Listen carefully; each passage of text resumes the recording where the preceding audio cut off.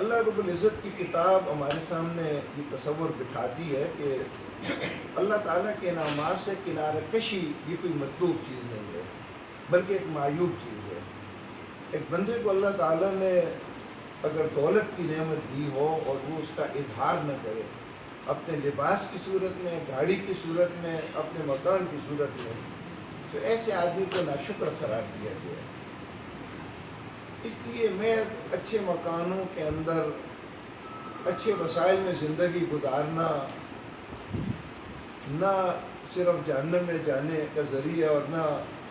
تنگ دست زندگی گزارنا کوئی جنت کا ٹکٹ ہے۔ اصل جو چیز قرآن ہمیں بتاتا ہے وہ یہ ہے کہ اللہ تعالیٰ کے انعامات پر شکر ادا کرنا یہ بندہ مومن کی صفت ہے، اور تکلیفوں اور مصیبتوں پر صبر کرنا یہ بندہ مومن کی صفت ہے، اور یہ دونوں اس کے لیے خیر ہی خیر۔ اس لیے حدیث میں فرمایا کہ بندہ مومن ہمیشہ خیر میں ہوتا ہے، جب اس کو کوئی نعمت ملے اس کا شکر ادا کرے، اور جب مصیبت آتی ہے اس پر تو صبر کرتا ہے، اور یہ دونوں چیزیں اس کے لیے خیر ہیں۔